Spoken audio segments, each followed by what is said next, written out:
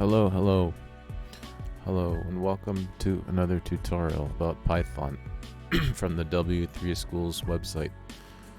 So head on over to the site so you can go over this tutorial about Python data types in Python.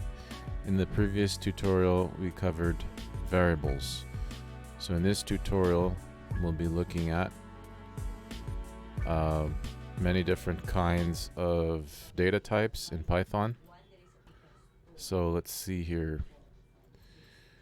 So in Python I'll just give you a quick overview here. So we'll be looking at all the different kinds of data types here to start. And then we'll be trying this out. We'll go over examples of each of the data types. And then we'll set the data types here. This tutorial looks a bit long, so I might split it up into two. We'll see how it goes. Okay, so let's read what it says here. So it says, okay, in Python, in programming, a data type is an important concept. Variables can store data of different types, and different types can do different things.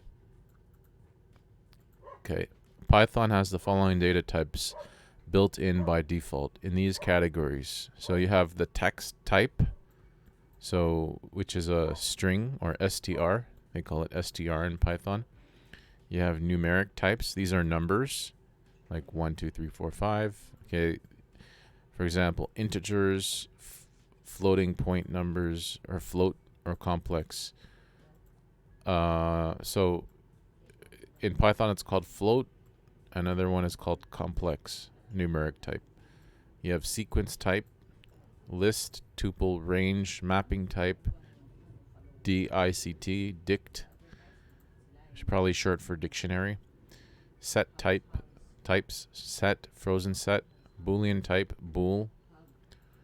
Binary types, so bytes, byte type, byte array, and memory view.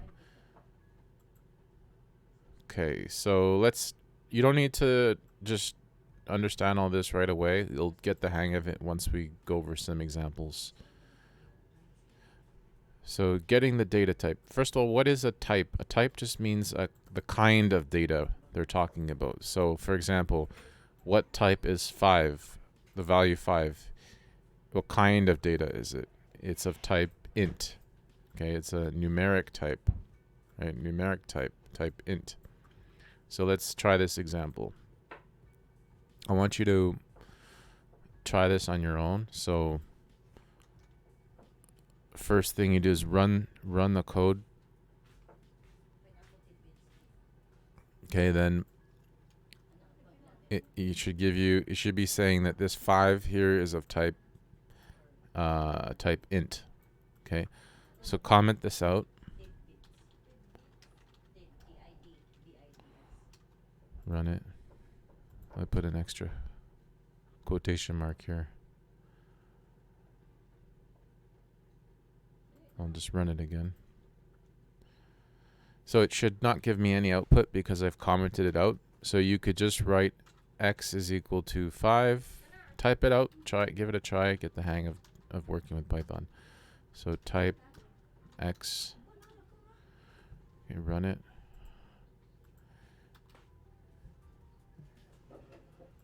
It'll say class int. So it's telling us that this 5 is of type int.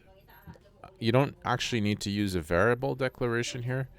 You could just put the 5 in here. And it would show you that it's of type int or class int. Okay. Okay. Next example. Setting the data type.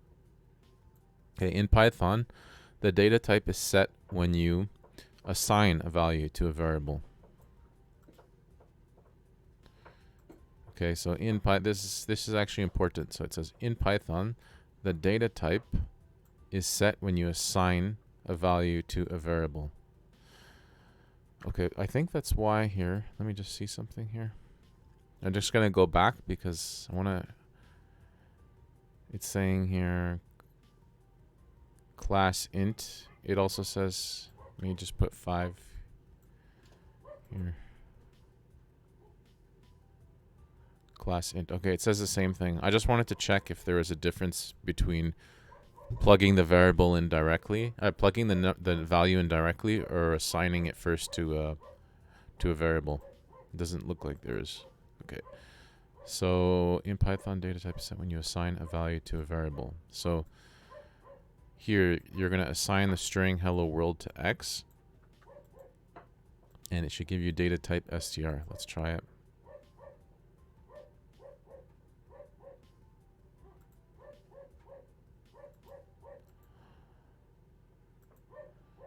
Okay, so they're assigning the value hello world, the string hello world, to x.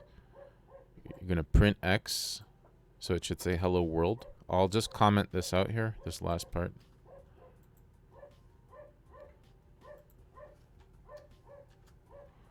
Okay. So it's going to print out hello world, and then it says display the data type of x. Let's go back up here. So display the data type of x. So type x. What is type x?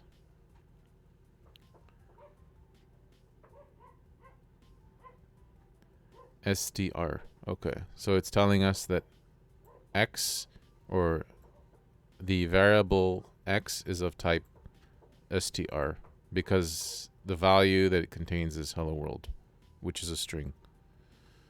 Okay. Let's try the next one.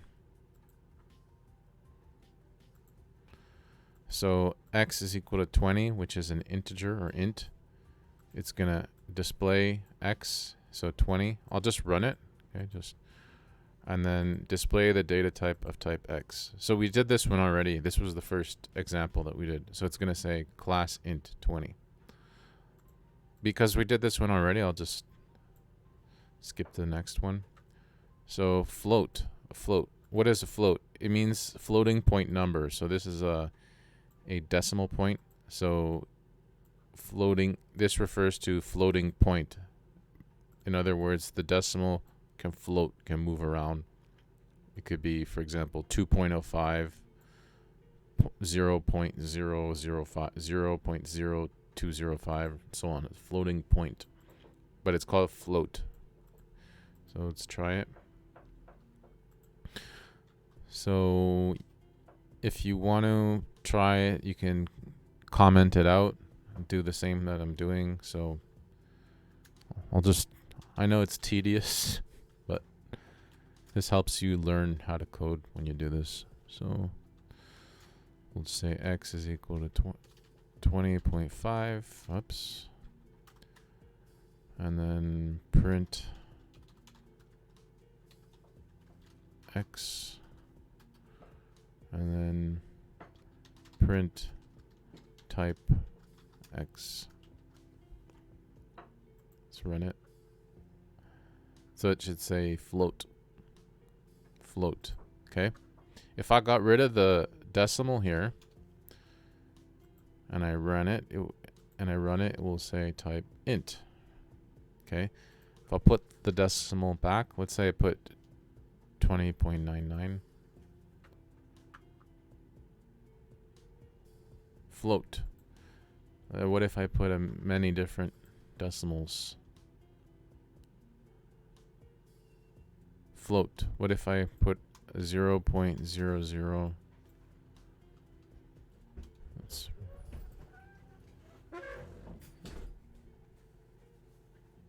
Float. Okay, so what that is telling us is basically any number that has a decimal in it is a float. What about if it's a negative number? Just curious. Minus.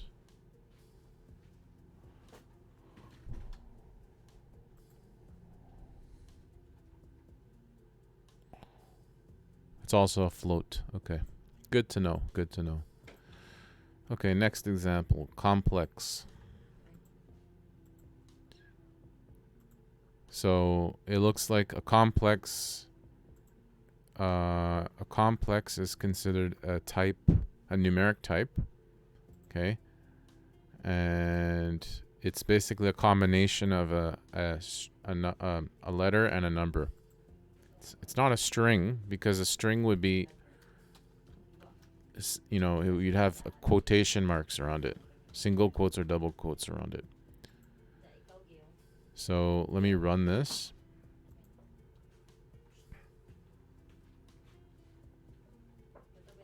Class complex, okay. Let's put quotation marks around it. What do you think it's going to be? What do you think this is going to be?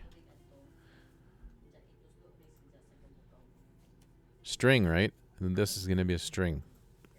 Okay, str. So if you get rid of the quotation marks,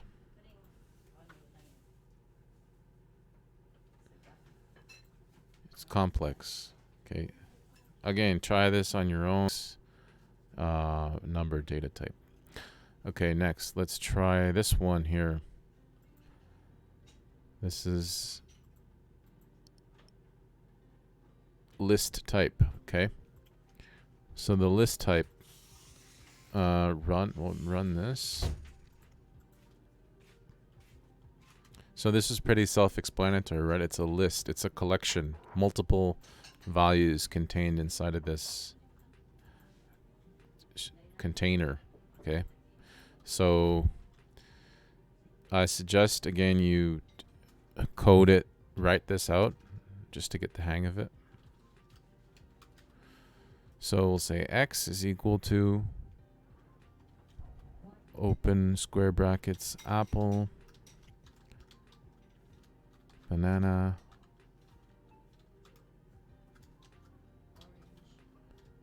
cherry, and then we're going to display x. We're going to print it. We're going to display it by printing it. So let's just run that to see if that works. Okay, apple, banana, cherry, that works. Notice how you have a single quote, but I use double quotes here. So that what that's telling you is you could also use single quotes here. Let me run that. See, you can use single quotes or double quotes. It's able to compile that. Again, I want you to try this on your own. Okay, and then you can print out the type, right? Type of this variable x, which is a, what is it? A list, right? Okay, it's a list. Let's try the next example. So we tried list. Let's try tuple. Tuple. So what's the difference between the list and the tuple? In the list, you have these square brackets. In the tuple, you're going to create it by using a parentheses. Okay. So let's run this.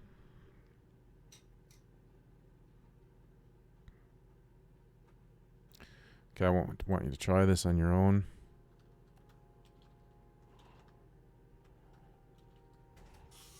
So x is equal to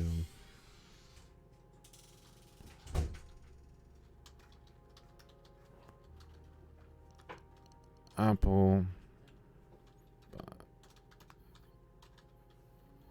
cherry. You're gonna print it, and then let's run that to see if it works. Okay, it's giving us a tuple with an apple, a banana, and a cherry in it. And then we're going to figure out what type it is. We're going to write type x, print type x. And it's telling us that it's a tuple. What if we just use the tuple directly inside of the print function instead of printing the variable name? Let's just directly place the tuple inside of it. See what happens. It's also giving us tuple. Okay, so that's another way of, you can test out the type by putting either putting the value directly inside of the type function or putting the variable inside of it. Okay, so that's good. Let's go on to the next exercise. So range.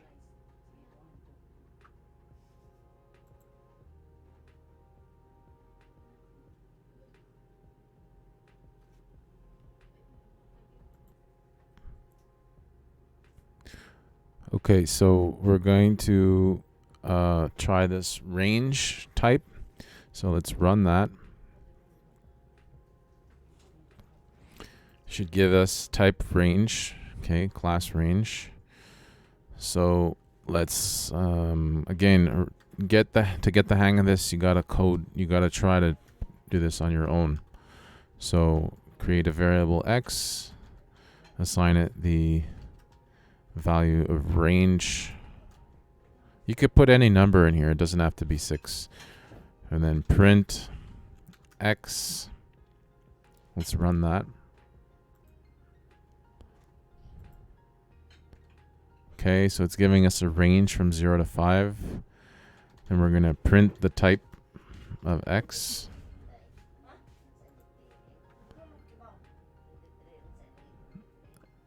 And it's giving us the value, the class range. Okay, it's telling us that this is of the type of x is range. Okay, let's try the next one. Okay, dict, D-I-C-T. This is very similar to a JSON object. JSON name value key pair in JavaScript. So let's try this. So run this.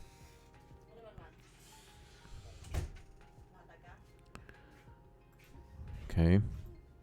This type of data type is often used for when you're like sending data from, well, it's used a lot in JavaScript, and it's used often to send data from the server, between the server and the client.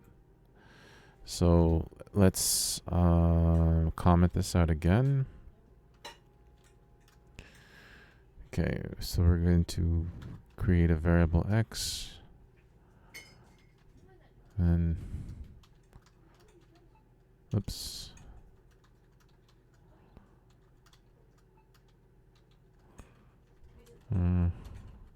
You don't need to put spaces in between. I'm just doing it like that just to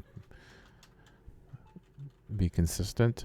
So name of the person is John, and the age of the person is 36. This is actually a number, right? So important, right? If you don't put quotation marks, then it's an integer. If you put it in quotation marks, then it becomes a string. So I want this to be an integer or an int. So I'll leave it like that, and then I'll print x. I'm going to run this. So it should print out this dict. It's called dict in Python. And it print out the type. Okay.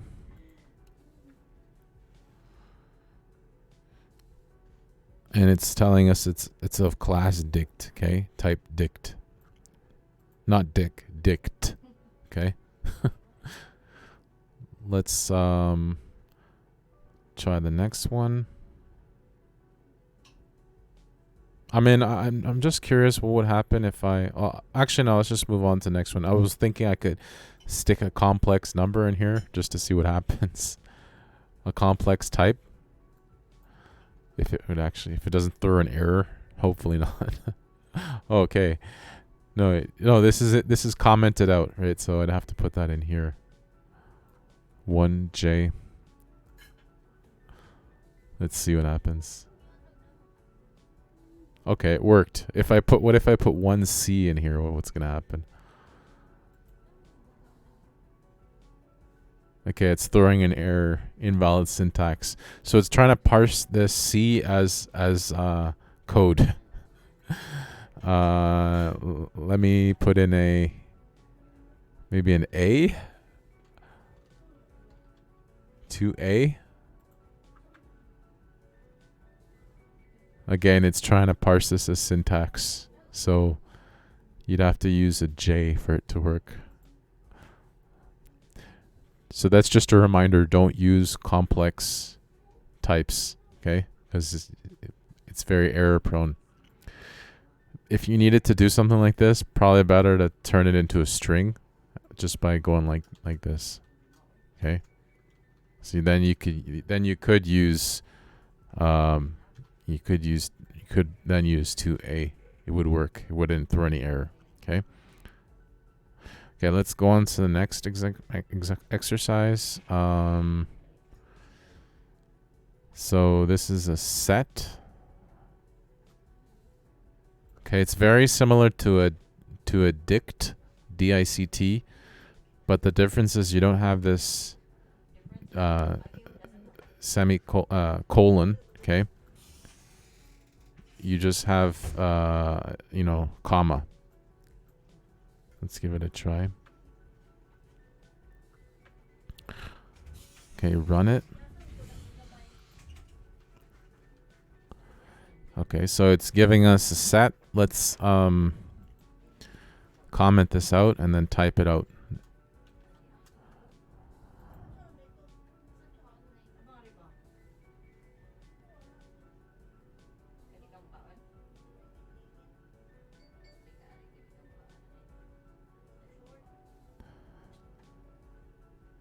Okay, it's not printing anything. Notice how I didn't put this on another line. I left the comment in front of the line just to see what would happen, and it didn't throw an error, so that's good. So that's just goes to show you can put comments in front of anything and it will comment it out. Triple quotes, sorry. Okay, so let's type this out. So x is equal to, I'm gonna go like this. So I'm not using a colon, I'm just gonna put the string in here with separated by a comma. It's a comma separated list. It's not a list, sorry. Comma separated values inside of it's called a set. Okay, let's set cherry. Let's run that. And then I'm gonna print this. It's not throwing an error, so that's good.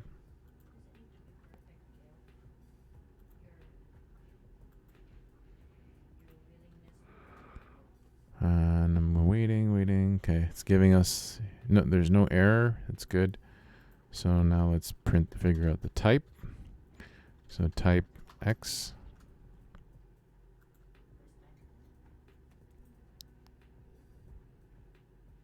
Set, okay? So it worked. So this variable is of type set. Okay, and you see how to make a set. Okay. So let's go on to the next one. So this is very similar to a DICT, dict, except for the difference is you don't have a key value pair. You just have the value separated by commas. This is very similar to an array in other programming languages, even in similar to an array in JavaScript also. Okay. So let's go on to the next one. Frozen set. This is an interesting one. A frozen set. Run it. So let's try it. Let's comment this out. I want you to code along just to get the hang of doing this. You don't need to understand everything. Just get the hang of, typing out the syntax. So frozen, and then you have these, it's a set, right? So it's not key value pair, it's just a set of values. So apple, banana, cherry. I'm going to run it, okay, just to make sure there's no errors. There is an error, okay? So good thing I ran it. Frozen is not defined. Oh, I made a mistake here. So it's called frozen set. Sorry about that. Frozen set. Run it.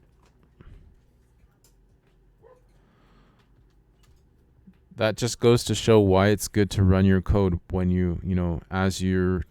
when you're done the line, run it so you can know whether or not you made a mistake.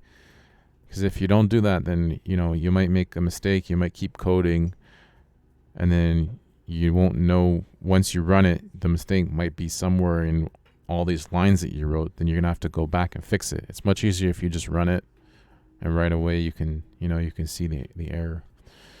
Okay, and fix it right away. So let's print X.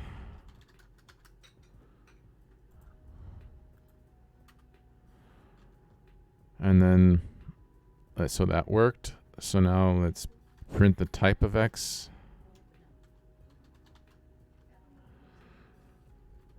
I made a mistake here. This is supposed to be like this. And this is X is in there.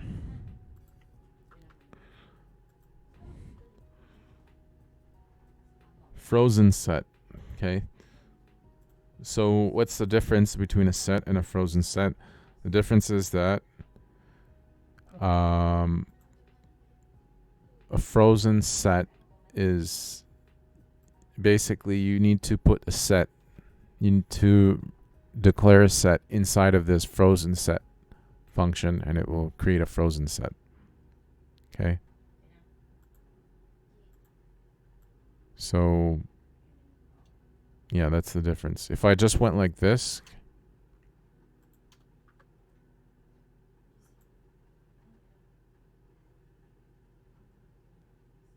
you give a set. Okay. If I went like that, let me just see what this is going to do. This is interesting. I don't know if this will become a tuple. Probably not. It will just be a set. Or it might throw an error. Let's just see.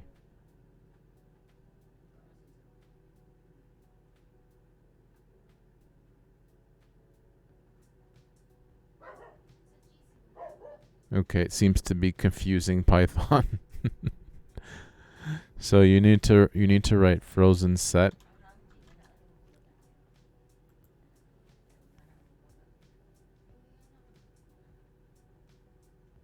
Okay, then it's telling us frozen set. I want to try this again, see what happens.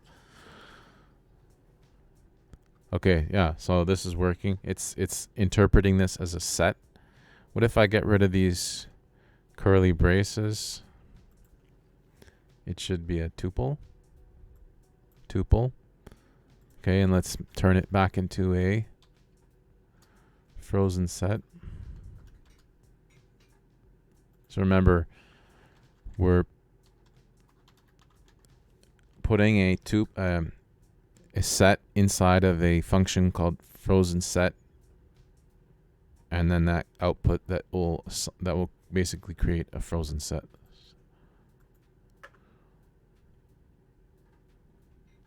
Frozen set. Okay, that's good. So let's go on to the next one. True. So bool, true or false, right? So let's comment this out. All right, X is equal to true. Notice that there's a uppercase, right? T. I'm going to print X. Let's run that.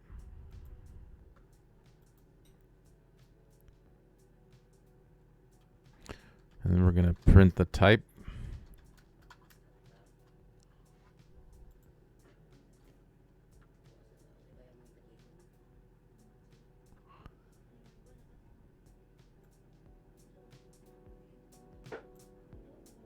Okay, so it's giving us bool. What if we use the lowercase true? It's going to throw an error probably. Yeah, true, name true is not defined. Name error true is not defined. Okay, so it has to be uppercase, the first letter.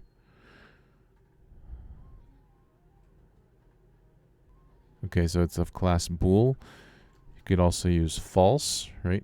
True or false.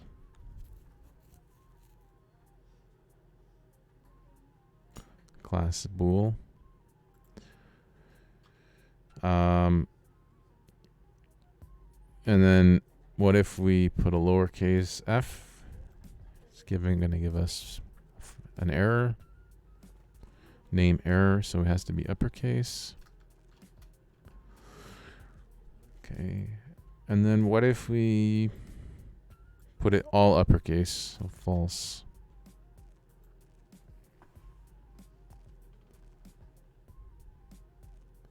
Not defined. False.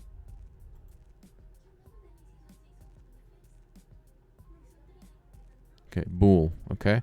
So this is how you have to write false, true or false with an uppercase. True.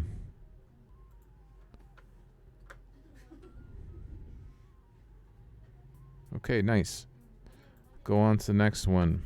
Hello. Be hello. Bytes. Let's try this one. So run it.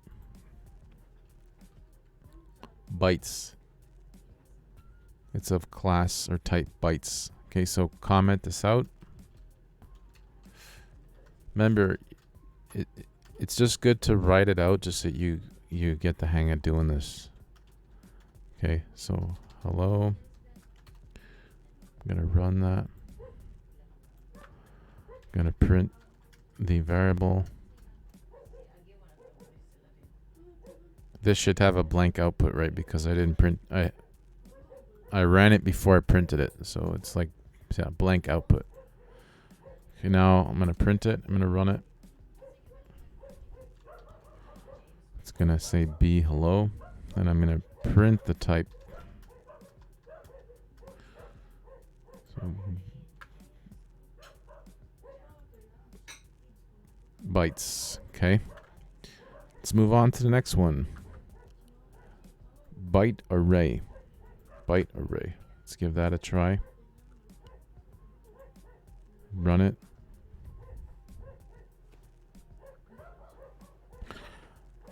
So comment this out. Notice the strange output, right? You're getting this byte array output. So let me close this.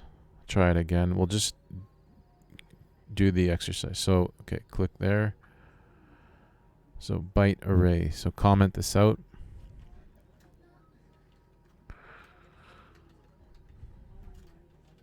Remember, in programming, you don't have time to understand every single little detail. So just go through it, even if you don't understand it. The important thing is you're aware of it.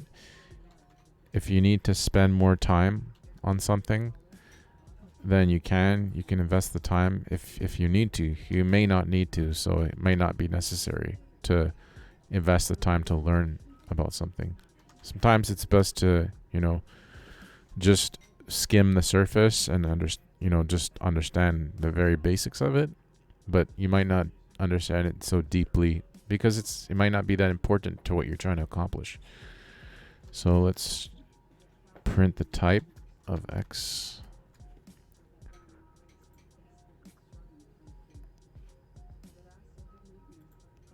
Okay, so that works. So it's we're declaring this variable X and we're assigning this byte array type, which is this. Okay. And then we are printing it out. And it's giving us this, okay, class byte array. Okay, I don't want to spend too much time on this one. Let's go on to the next one. So this one is memory view.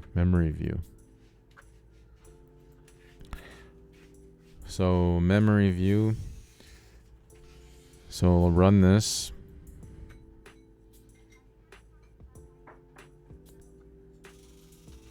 Again, you're probably never going to use this data type, but at least you're aware of it. You don't need to understand it deeply. Not every programmer does. I mean, I'm just learning this language myself, so I don't really know. I've never used this before, but I still want to be aware of it and get the hang of using it. So that's why we're going over this. So declare variable x. I suggest you write this out also. So memory view bytes 5. Let's run that.